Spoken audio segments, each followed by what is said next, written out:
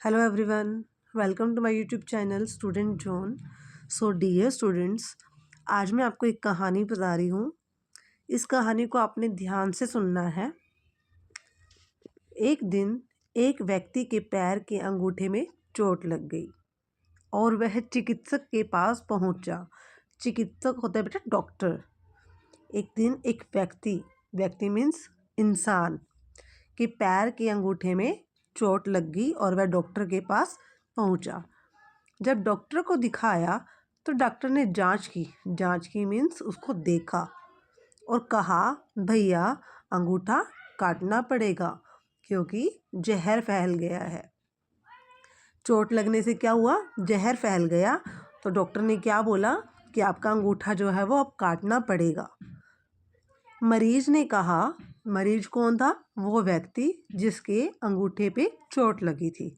मरीज ने कहा, डॉक्टर साहब अंगूठा यदि कट जाएगा तो अच्छा नहीं रहेगा, तो आप दवाई दे दो और कैसे भी हो ठीक कर दो। तो उस व्यक्ति ने, मरीज ने मना कर दिया कि मेरा अंगूठा मत काटो, आप मुझे दवाई दे दो और दवाई से ही मेरा अंगूठा ठीक कर दो। डॉक्टर ने कहा ठीक है, कोशिश करते हैं। फिर मरीज 8 दिन बाद चिकित्सक के पास गया मीन्स डॉक्टर के पास गया और कहा, अब तो पूरे पंजे में दर्द हो रहा है। पहले दर्द कहाँ था? अंगूठे में। अब उसने क्या बोला कि अब तो मुझे पूरे पंजे में दर्द हो रहा है।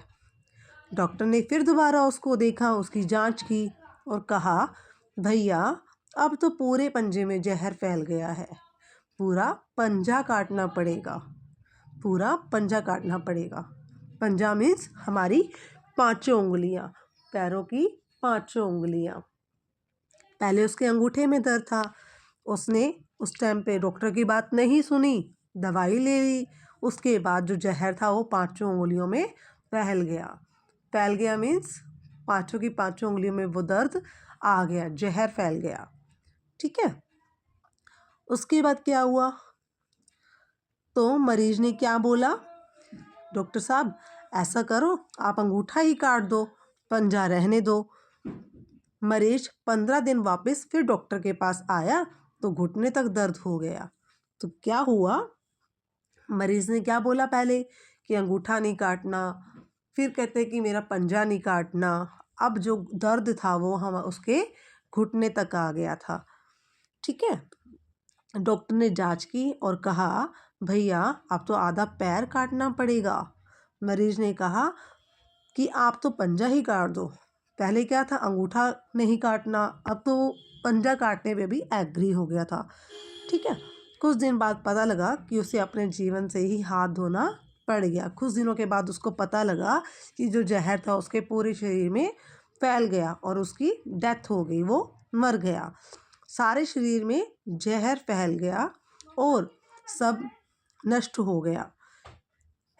पहले उसने क्या बोला कि मेरा अंगूठा नहीं काटना, फिर क्या बोला मेरा पंजा नहीं काटना, पर अब दर्द घुटने में आ गया।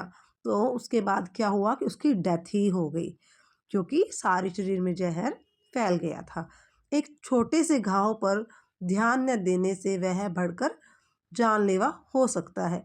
पहले ही अगर उसने ध्यान दिया होता तो उसका ये आज वो जिंदा होता, उसका ये जहर पूरे शरीर में ना फैलता।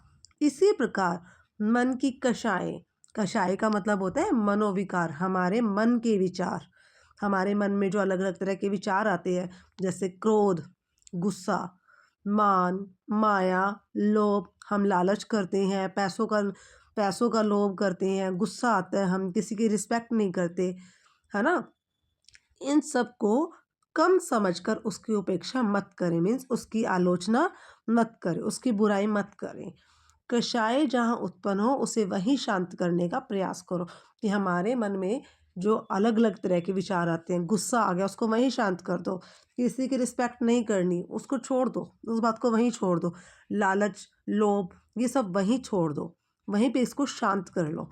क्योंकि कषाय सदैव दुख का कारण होती है। कषाय मतलब हमारे जो मन के अलग अलग विचार हैं वो हमेशा हमें दुख ही देते हैं। जैसे भी इस व्यक्ति को क्या हुआ कि अंगूठा नहीं काटना। इसके मन में लालच आ गया मेरा अंगूठा नहीं कटेगा, मैं ठीक हो जाऊँगा।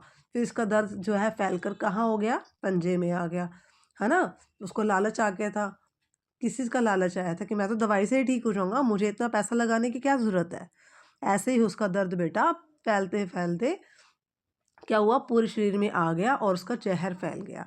तो इसी प्रकार बेटा आपको अपनी कषाय को शांत करना है। होप ये कहानी आपको अच्छी लगी होगी। अगर आपको मेरी कहानी अच्छी लगी है तो प्लीज़ मेरे चैनल को लाइक करें, शेयर करें, सब्सक्राइब करें। Thanks for watching.